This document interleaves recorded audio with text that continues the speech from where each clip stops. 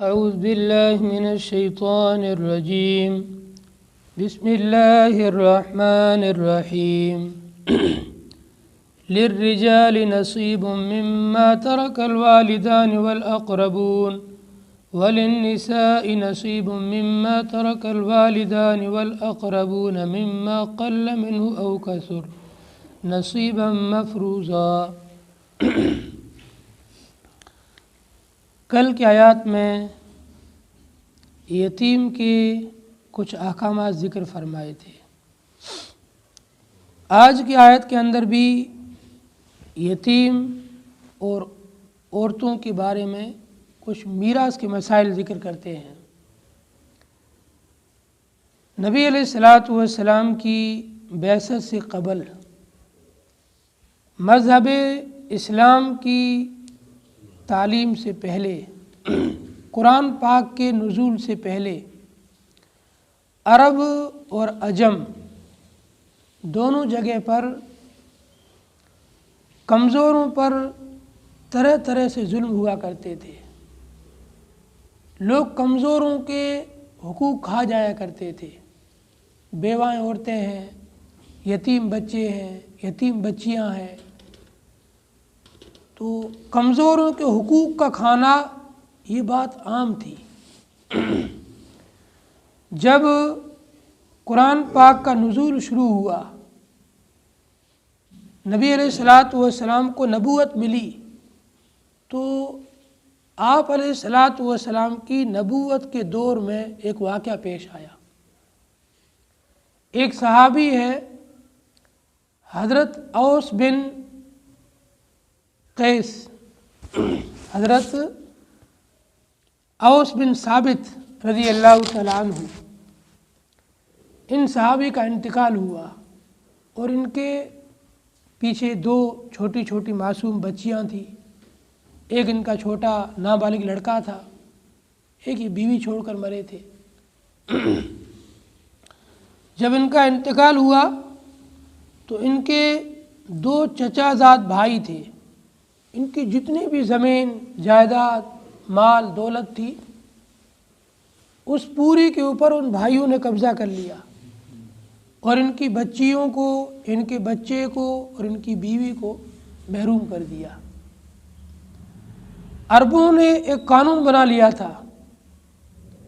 کہ وراثت میں اسی کو حصہ ملے گا جو گھوڑے پر سوار ہو کر کے قتال اور جہاد کر سکتا ہو اور جہاد میں لڑ سکتا ہو۔ اب یہ بالغ معصوم بچے جہاد میں جا نہیں سکتے، عورت بھی لڑ نہیں سکتی، جہاد میں جا نہیں سکتی ہے، تو عورتوں کو اور معصوم بچوں کو وہ وراثت میں حقوق مانتے ہی نہیں تھے ان کا، کہ ان کا حق ہے ہی نہیں۔ وراثت کا حقدار وہی بن سکتا ہے جو گھوڑے پر چڑھ کر کے قتال اور جہاد کر سکتا ہو۔ یہ ان کے یہاں معیار تھا اور اصول تھا۔ اس اصول کے مطابق انہوں نے حضرت اوس بن ثابت کا پورا مال دونوں چچا زاد بھائیوں نے لے لیا، ان کی بیوی کو اور بچوں کو محروم کر دیا۔ تو ان کی بیوی نے ایک درخواست رکھی کہ چلو تم اوس کے چچا زاد بھائی ہو، تم نے ان کا مال لے لیا ہے، تو ایک کام کرو، یہ جو دو بچیاں ہیں ان کی، تمہارے بھی لڑکے موجود ہیں، ان دونوں بچیوں کو اپنے لڑکوں کے نکاح میں دے دو، ان سے نکاح کر لو تاکہ ان کے خرچے کے بوجھ سے میں بچ جاؤں، باقی میں اور میرا بچہ ہم کوئی دوسرا کام کر کے اپنی زندگی گزار لیں گے۔ ان دونوں بچیوں کو میرے اوپر بوجھ نہ ڈالو، یا تو ان کا وراثت میں جو حق بنتا ہے وہ حق دے دو، نہیں دے رہے ہو تو ان بچیوں سے نکاح کر کے اپنے پاس رکھ لو۔ انہوں نے یہ بھی منظور نہیں کیا کہ نہ تو ہم ان سے اپنے بچوں کا نکاح کروائیں گے اور نہ ان کا ہم حق دیں گے۔ یہ عورت حضرت نبی علیہ الصلاۃ والسلام کی خدمت میں حاضر ہوئی اور پورا واقعہ بتلایا، یا رسول اللہ، میرے شوہر حضرت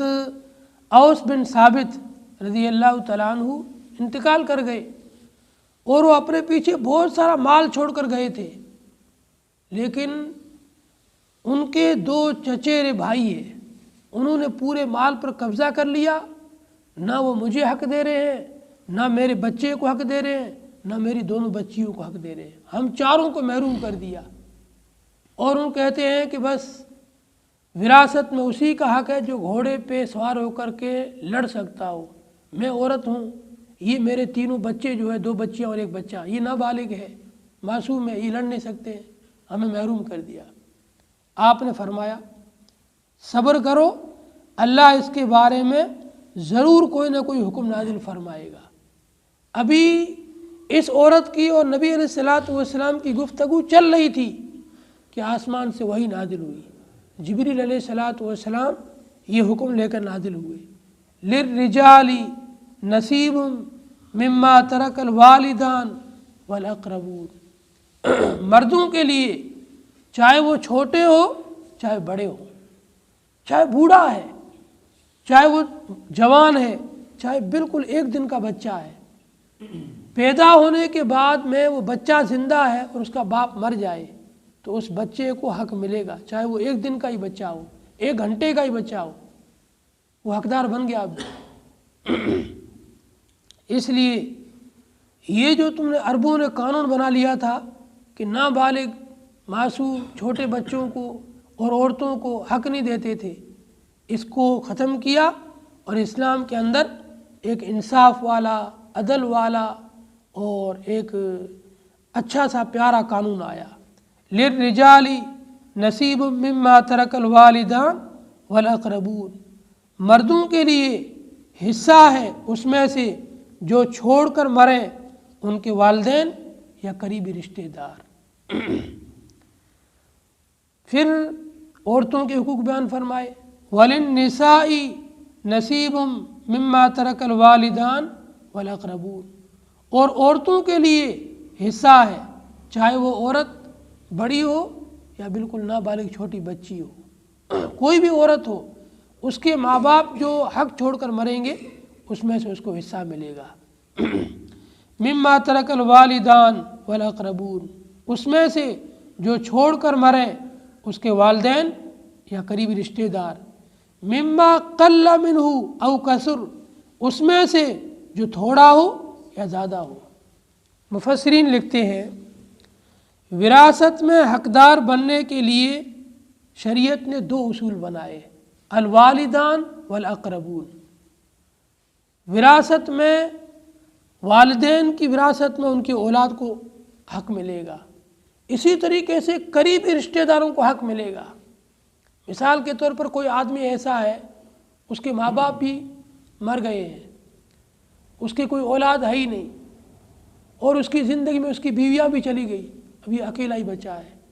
بیوی بھی چلی گئی، اولاد کوئی ہے ہی نہیں، ماں باپ بھی چلے گئے۔ اب جو اس کے قریبی بھائی ہوئے نا، رشتہ دار بھائی ہیں، بہنیں ہیں، ان کو اس کی وراثت میں کہ حقوق ملیں گے، حصہ ملے گا۔ یہ سب حصے اس پوری صورت میں آگے 3-4 رکوع کے اندر بتلا رہے ہیں کہ 2 بیٹیاں ہیں، 3 بیٹے، کتنا ملے گا، اور بیٹے کے ساتھ ماں باپ بیٹھے تو ماں باپ کو کتنا ملے گا، بیوی کو کتنا ملے گا، بھائیوں کو کتنا ملے گا، اور کوئی ماں باپ بیوی وغیرہ کچھ نہ ہو، صرف بھائی بہن ہیں تو ان کو کیا ملے گا، یہ سب حقوق آگے بتلائیں گے۔ تو وراثت میں حصے دار بننے کے لیے شریعت نے 2 اصول بنائے، ایک تو ہے ماں یا باپ، ان میں سے کوئی مرے تو ان کا حصہ اس کی اولاد کو ملے گا۔ اسی طریقے سے قریبی رشتہ دار، قربت، رشتہ داری، یہ ہے وراثت میں حصہ پانے کے لیے 2 اصول۔ مما قل منہ کثر، آدمی زیادہ مال چھوڑ کر مرے یا تھوڑا چھوڑ کر مرے، ہر مال کے اندر وارثوں کا حصہ بنتا ہے۔ یہاں تک کہ مفسرین لکھتے ہیں، فقہاء لکھتے ہیں، آدمی جو کپڑے پہنتا تھا اس کی موت کے بعد میں یہ کپڑے بھی وارثوں میں تقسیم کیے جائیں گے۔ آج کل ایک عجیب لوگوں کو مسئلہ پتہ نہیں ہے، جب کوئی آدمی مر جاتا ہے نا تو اس کے کپڑے سب جمع کر کے کسی غریب کو دے دیتے ہیں یا کسی فقیر کو دے دیتے ہیں یا کہیں پہنچا دیتے ہیں۔ یہ پہنچانا جائز نہیں ہے، کیونکہ ان کپڑوں کے اندر اس کے جو نابالغ وارث ہیں ان کا بھی حصہ ہے، اور ان کے حصے کو ان کی اجازت کے بغیر آپ کہیں پہنچا نہیں سکتے، کسی کو دے نہیں سکتے ہو۔ اتنی باریکی چیز ہے کہ جو اس کے کپڑے تھے، ایک آدمی کے پاس 20 جوڑی تھی، 15 جوڑی تھی، 8 جوڑی تھی، 10 جوڑی تھی، یہ مر گیا، اس کی جتنی جوڑیاں ہیں کپڑوں کی،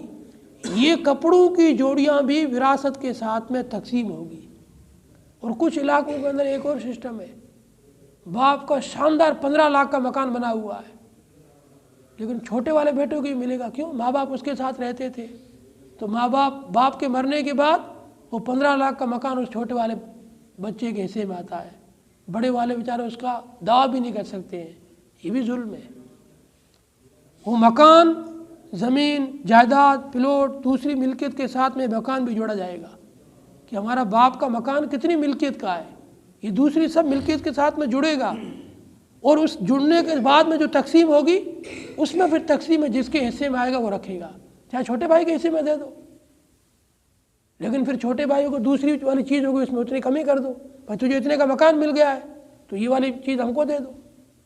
تو ایک ایک چیز کو پوری ترازو، انصاف اور عدل کے ساتھ تول کر کے، ناپ کر کے، اور پوری انصاف کے ساتھ میں برابر تقسیم کی جائے گی۔ مما قل منہ او کثر، چاہے وہ تھوڑی چیز ہو یا زیادہ چیز ہو، ہر ایک کے اندر وارثوں کا پورا حصہ ہوتا ہے، اور ان وارثوں کو اس میں سے حصہ دینا چاہیے۔ ہاں، اگر سب کے سب وارث راضی ہو جاوے، بالغ نابالغ، کہیں کہ نہیں بھائی ہم سب اس بات پر خوش ہیں کہ ہم یہ مکان، یہ چیز، وہ چیز ہم فلاں اپنے بھائی کو دیتے ہیں، تو سب کی رضامندی سے جو چیز کسی کو دے یہ گفٹ اور ہدیہ سمجھی جائے گی، کہ ان کا حق تو تھا لیکن ان سب نے اپنی خوشی سے اپنا حق معاف کیا اور کسی ایک بھائی کو دے دیا،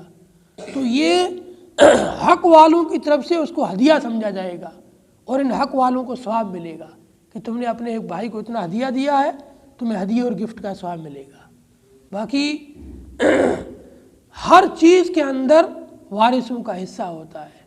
کوئی ایک اپنے آپ کو اس کا حقدار یا مستحق نہ سمجھے۔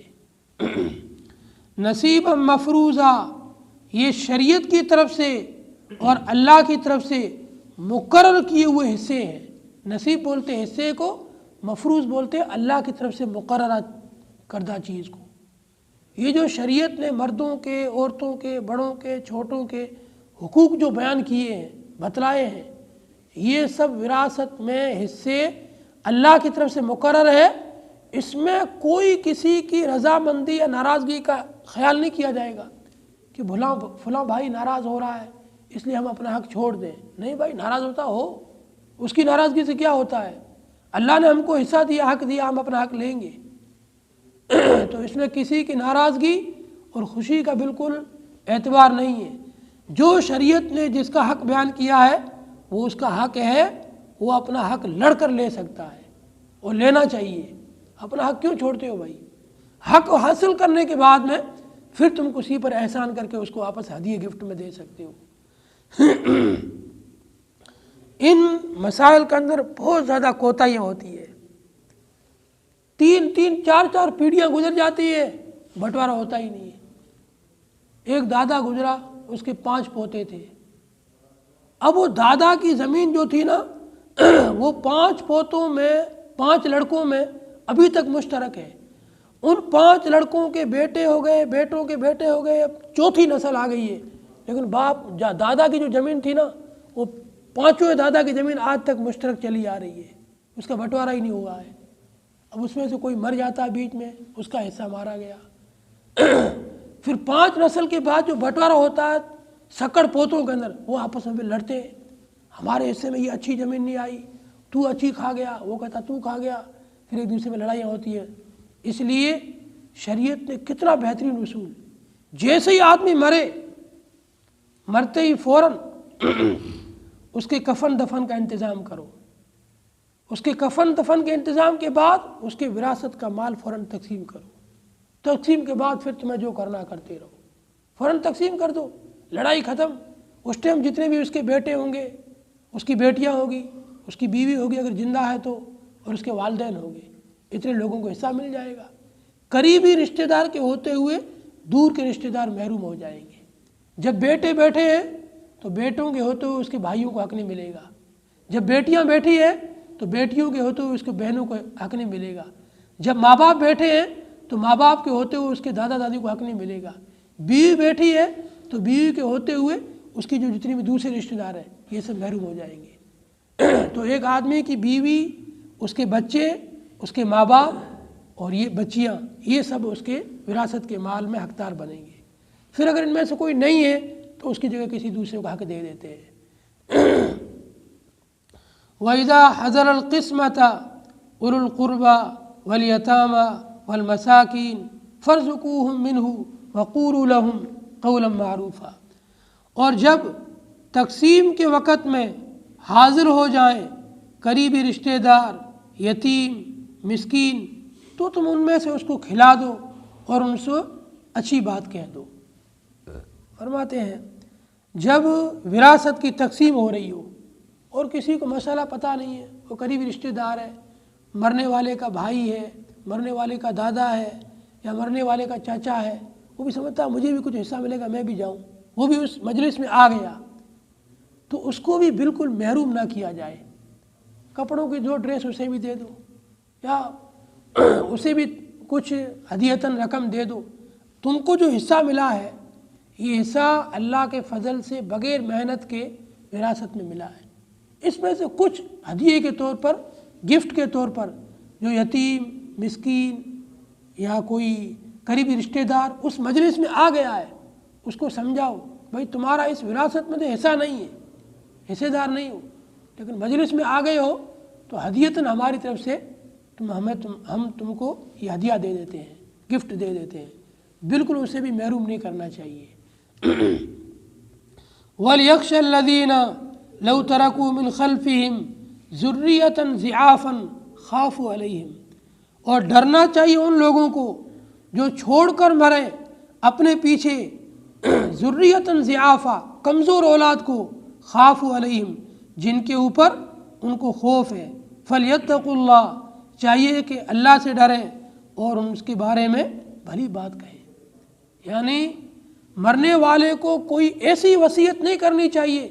جس وصیت کی وجہ سے سب کے سب بیچارے اس کے جو اولاد ہے ان کا حق مارا جائے۔ ایک واقعہ پیش آیا، ایک صحابی ہے حضرت سعد بن ابی وقاص رضی اللہ تعالیٰ عنہ،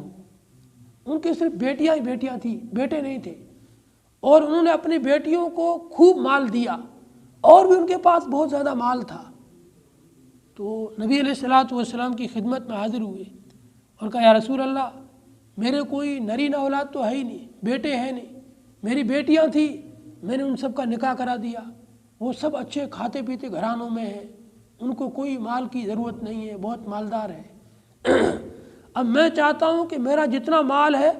میں پورا کا پورا مال جو ہے نا اللہ کی راہ میں دے دینا چاہتا ہوں۔ آپ نے فرمایا نہیں، پورا مال نہیں دے سکتے ہو۔ پھر اس نے کہا کہ میں آدھا مال دینا چاہتا ہوں۔ آپ نے فرمایا آدھا بھی نہیں، اگر دینا چاہتے ہو تو زیادہ سے زیادہ تہائی مال سے زیادہ تمہیں دینے کی اجازت نہیں ہے۔ پھر آپ نے فرمایا تم اپنی اولاد کو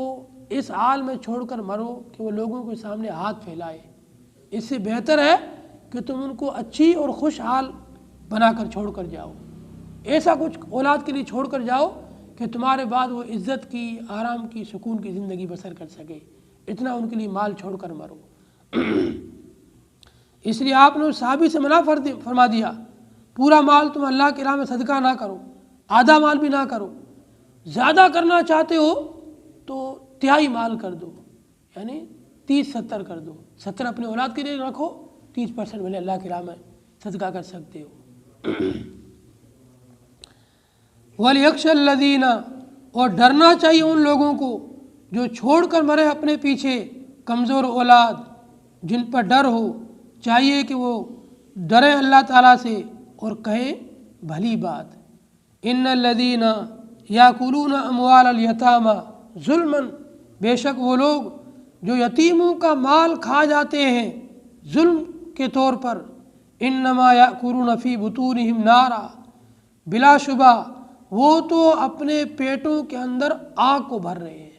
اپنے پیٹ کے اندر آگ کو کھا رہے ہیں۔ وَسَيَصْلَوْنَ سَعِيرًا، ان قریب ان کو جہنم کی آگ کے اندر جلایا جائے گا، جہنم کی آگ ان کو جلائے گی۔ یتیم کے حقوق کے بارے میں پھر ڈرایا، یتیم کا حق کھانا بہت بڑا گناہ ہے۔ یتیم کا جو ہے حق کھانا ایسا ہے جیسا اپنے آگ کے اندر، اپنے پیٹ کے اندر آگ کو بھر رہے ہیں۔ حدیث میں آتا ہے نبی علیہ الصلوۃ والسلام نے فرمایا، میں تمہیں دو چیزوں کے بارے میں خاص طور پر تنبیہ کرتا ہوں اور ڈرنے کا حکم دیتا ہوں، ایک یتیم کے بارے میں اور ایک عورتوں کے بارے میں۔ یتیم کا حق کبھی نہ کھانا اور عورتوں کا حق کبھی نہ کھانا، کیونکہ یہ دونوں بیچارے کمزور ہیں، اور کمزوروں کا اللہ کے سوا کوئی نہیں ہوتا ہے۔ ان کا حق کھا جاؤ گے، یہ کس کو جا کے بتائیں گے؟ سماج میں جتنے بھی پٹیل، چودھری، مکھیا ہوتے ہیں نا، یہ تو سب مالداروں کے پیچھے بھاگیں گے۔ ہاں مالدار ہے نا، اس کے بارے میں فیصلہ کر دیتے ہیں۔ یتیم، غریب، بیوہ کا حق بھلے ہی مارا جائے، ان کو اللہ کا خوف ڈر تو ہوتا نہیں ہے۔ یہ جتنے بھی چودھری اور پٹیل ہوتے ہیں نا، یہ ایک نمبر کے ابو جہل کے چچا زاد بھائی ہوتے ہیں، بالکل ان کے دل میں خوف خدا نہیں ہوتا ہے۔ کیا فیصلہ کر رہے ہیں؟ ڈریں گے نہیں اللہ سے۔ بس مالدار اور بڑے قسم کا آدمی ہونا چاہیے قوم کا، اسی کے حق میں کھڑے ہو جائیں گے۔ یہ قوم کا چودھری ہے، اس کی ناک نہیں کٹنی چاہیے، اس کی عزت ہونی چاہیے۔ یہ دو پیسے کا آدمی اس سے ٹکر لے رہا ہے، ختم کر دو، اس کو بٹھا دو، اس کو سمجھا دو، اس کو بٹھا دو۔ اس بیچارے یتیم کا حق بھی کھا گئے اور اس کو جو ہے میٹھی میٹھی باتیں کر کے اس کو بٹھا دیں گے، یہ قوم کا بڑا آدمی ہے، ہم بھی اس کی عزت کرتے ہیں، آپ اس کی عزت نہیں کرتے ہو، اس کو بٹھا دیتے ہیں۔ اس لیے یتیم کے حقوق کے بارے میں نبی نے خاص طور پر فرمایا، میں تمہیں تنبیہ کرتا ہوں، خاص طور پر ڈرنے کا حکم دیتا ہوں، ایک یتیموں کے بارے میں اور ایک عورتوں کے بارے میں، کیونکہ یہ دونوں کمزور ہیں اور کمزوروں کا اللہ کے سوا کوئی نہیں ہوتا ہے، اس لیے ان کمزوروں کے حقوق کے بارے میں ڈرتے رہنا۔ اور ایک حدیث میں آتا ہے، جو لوگ یتیم کا حق کھائیں گے، قیامت کے دن اس حق کو اس کی اصلی شکل دی جائے گی، اس کو اس کا جو ہے نا جسم دیا جائے گا، پھر یہ جو حق تھا نا، یہ اس کا جسم آگ کا بنے گا، اور پھر اس کو آگ کو اس کھانے والے کے بدن میں داخل کی جائے گی۔ اب بتاؤ، جس کے بدن کے اندر آگ چلی جائے تو کیسے اس کے بدن کو اندر سے جلائے گی اور اس کے بدن کو کھائے گی؟ اس لیے اللہ تعالیٰ آخرت میں ہر چیز کو شکل اور صورت دیں گے، ہر چیز کو جسم اور حصہ دے دیں گے۔ تو جو لوگ یتیم کا مال کھا جاتے ہیں، بیواؤں کا حصہ کھا جاتے ہیں اور کمزور